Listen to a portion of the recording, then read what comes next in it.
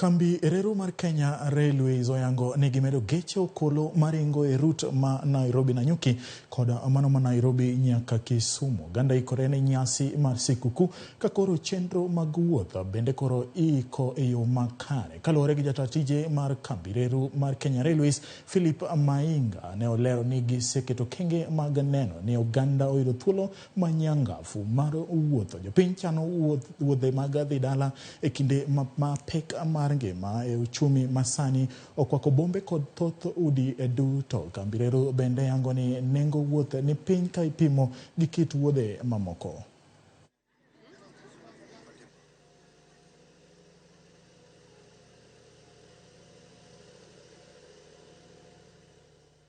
And we are happy today that from yesterday throughout this week, we have moved over 80,000 passengers, going to train almost 20,000 by the end of tomorrow.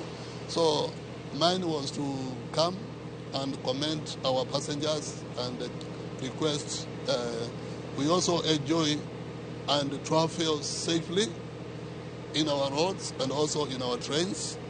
But as our work is to make sure that customers who bought our trains are safe, and we are encouraging more Kenyans to join and move by our trains all over the country. Higa mokalo anong kapogruok nitie kaka chenro magin go sani aneno kopogore gi higa mokalo. Nikop higa mokalo ne wawuok ka gokinyi to wadonjo kacha godhiambo. Odhiambo ng'eni gimoro saa 2 saa 1:30. Koro kinyal nwang'o gari materi e pacho.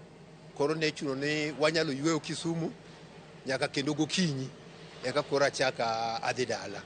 Lakini koro kaka aneno chenro magin go koro higani aneno ka koro wawuok ka godhiambo tidonjo Kisumu gokinyi. Inyalo madho chachi moro, inyalo bayo Kisumu matin, tikawo gari kendo ichak idonj ka luo.